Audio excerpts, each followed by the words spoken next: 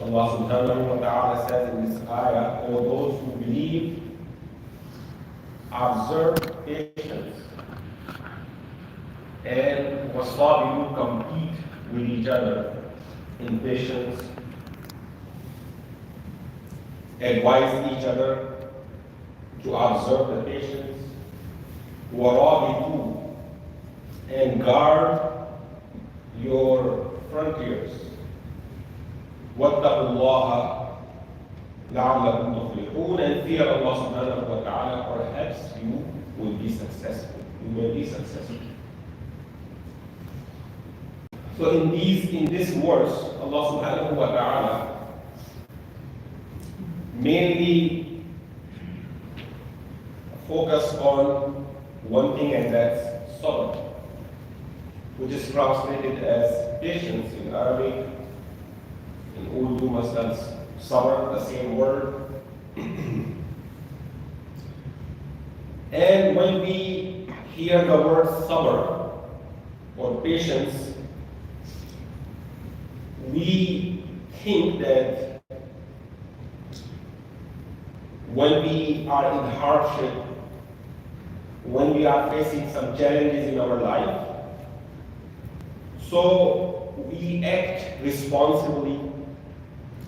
We try to face those challenges and hardship, try to overcome them, and not complain, not scream and cry, especially to Allah subhanahu wa ta'ala. Make dua, yes, but do not do any kind of shikayat and complain. So this is sabr, which is fine. But this is one meaning of sabr, or this is, you can say, it's very specific, confined meaning of sabr.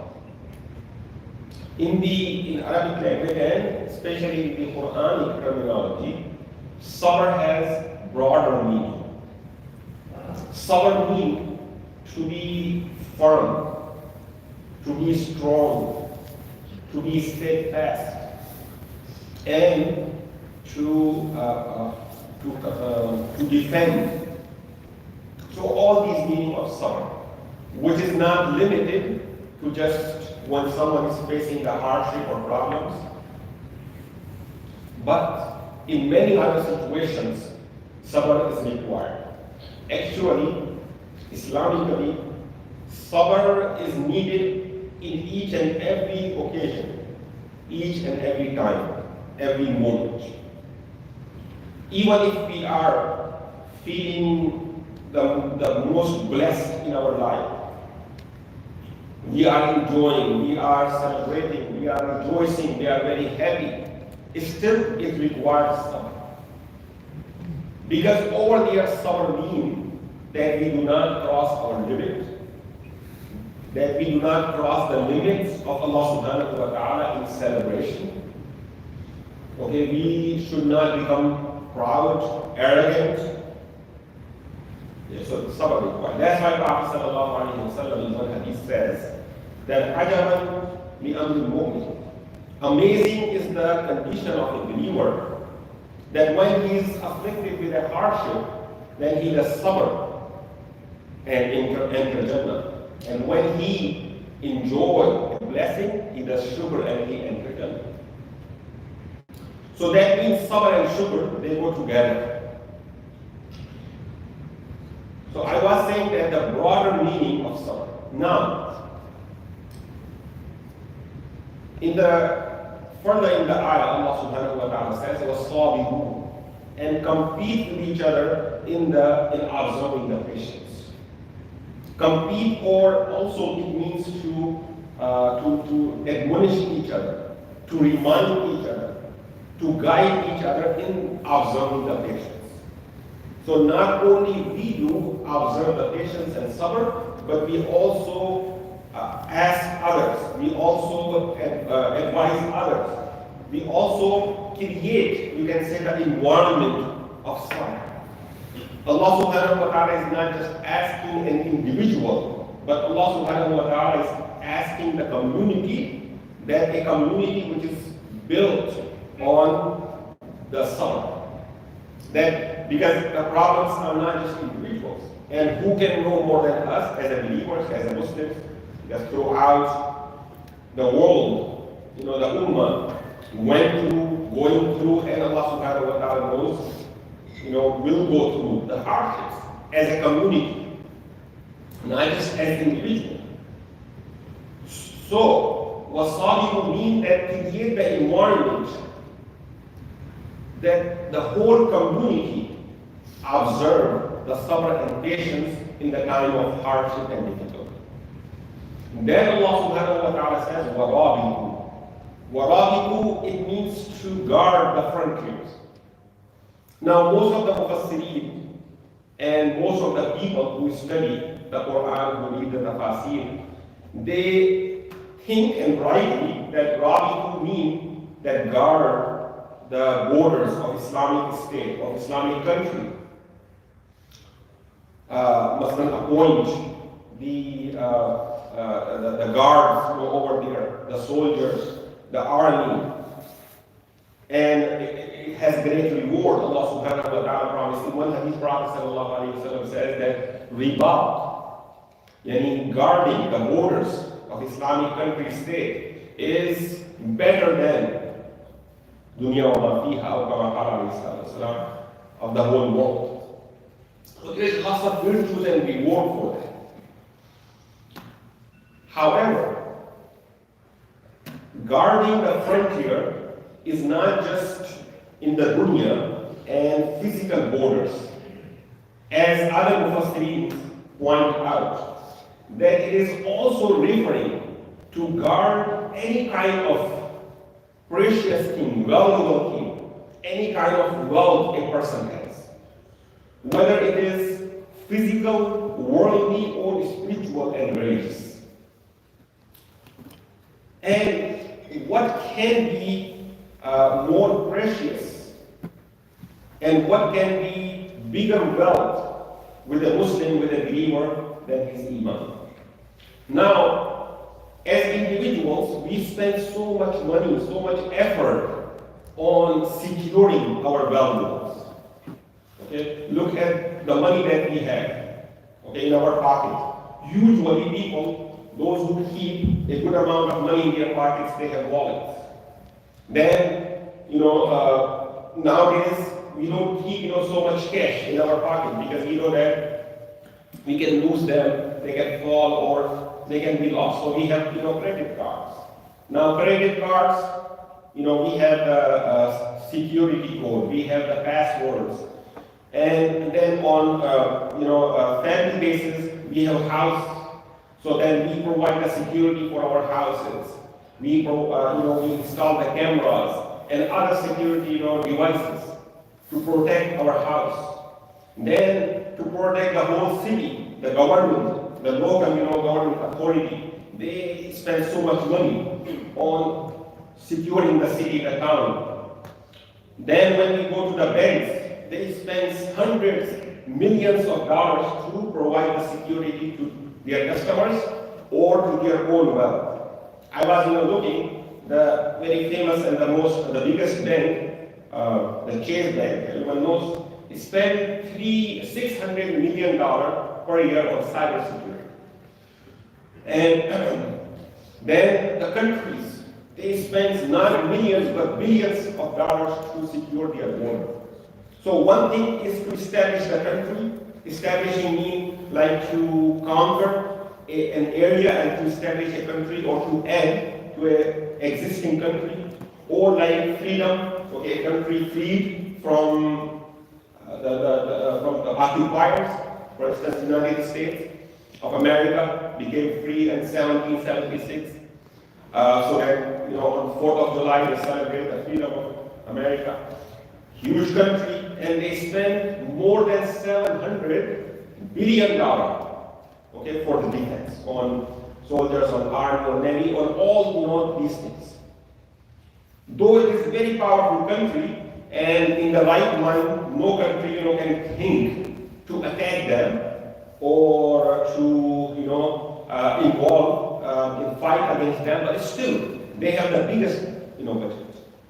So one thing is to conquer a country, one thing is to establish, but after establishing, to secure it, so that no one threaten, no one try to take over. They spend billions of dollars, millions of dollars every year.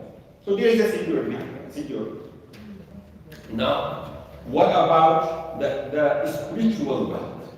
What about Iman and Islam, the Aqidah that we have?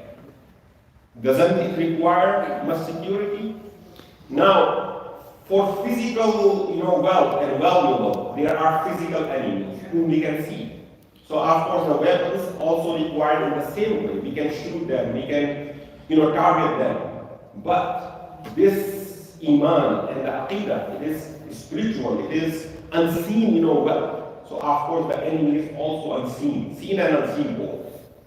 Allah subhanahu wa ta'ala said in the Quran, وَكَذَلِكَ جَعَلْنَا لِكُلِّ نَبِيٍّ عَدُوًّا شَيَاطِينَ مِنَ الْجِنِّ وَالْإِنسِ يُوحِي بَعْضُهُمْ إِلَى بَعْضٍ زُخْرُفَ الْقَوْلِ غُرُورًا.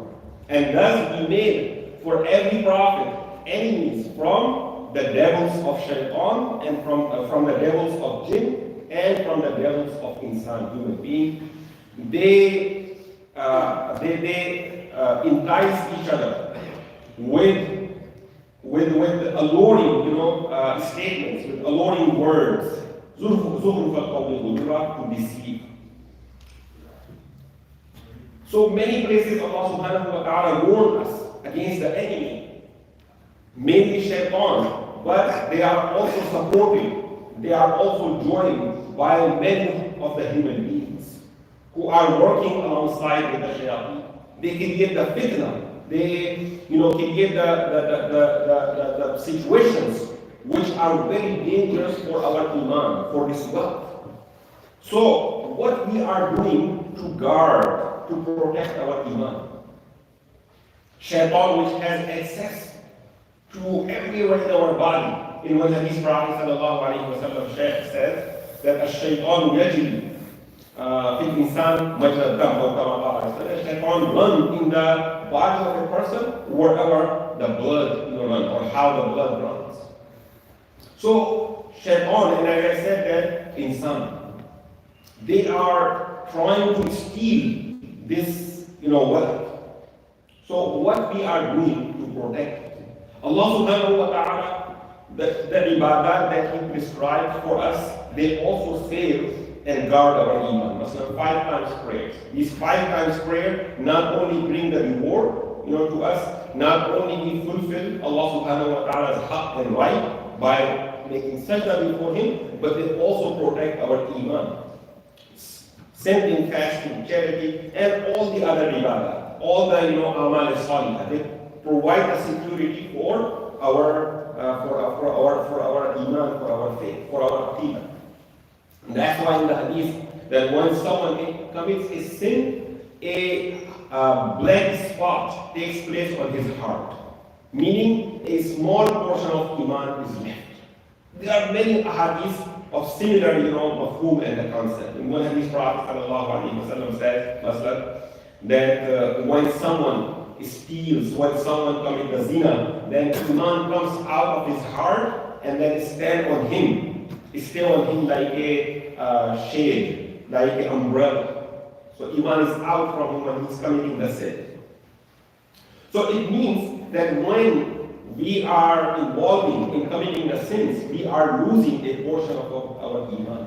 And if our aqidah is changing, if there is a corruption facade in our aqidah, then Allah subhanahu wa ta'ala protect us, but one is losing his iman.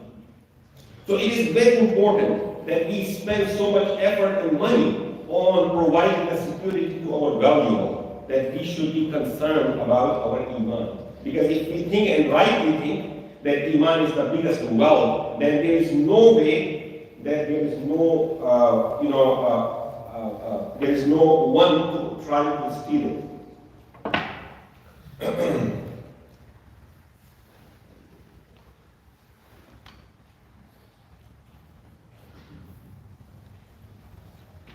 Yes, so there is no way that there is no one trying to steal, trying to rob this great wealth. And as Allah subhanahu wa ta'ala says in this ayah, that not only we do sabr, we remain firm on our iman, we do sabr, not only guard our own iman, but also the iman of other people around us. So first of all, our family members. Like in one place, Allah subhanahu wa ta'ala said that save yourself and your family, ahlaka, from the azab, from the hellfire. Then our other brothers, friends, our neighbors. So we try to create an environment where the robbers and the thieves have no place to run. Wherever they go, they are caught. Masala is city. The good system is not that when robbers or the thieves, they already did their work, then the police is chasing them. No, the great system is that the police is everywhere and they have a system that no thief, no one who is intending to rob, able to rob. They are caught before even they go over there. Okay? So this is the best system. This is the good system. Similarly, for our iman, we have to take precautions. We have to take steps before shaitan even approaches and tries to steal it. So whatever we can do, and one of the things is that we not only conscious about our own iman, but also mindful of the iman of the people who are around us, to create a safe environment so then no robber and no thief approach. And if try to get close to us, then other people are able to catch. We ask Allah subhanahu wa ta'ala to give us tawfiq. May Allah subhanahu wa ta'ala make us strong. May Allah subhanahu wa ta'ala make us the winner against the devils, against the shayateen. May Allah subhanahu wa ta'ala protect our iman, protect our Islam. Alhamdulillahi rabbil alameen. Just a reminder that inshallah tonight will be the family night as every Friday for the last several weeks, and the discussion, the talk will be about Usman ibn Affan radiallahu ta'ala anhu, one of the Khalifa, and the dinner inshallah will be served right after. So this is after Isha, right after Isha, prayer after Sunnah, the program begins. It's not very long, it is short program, half hour, the most 45 minutes. There are some recitation of the Quran, some 1 hour to nasheed, and then the main talk. And after that, then there is a dinner. So the idea behind this is not just to be reminded, about the religious, issues, but also to have a get together and some good time to have with each other. So I encourage all of you to please participate in that.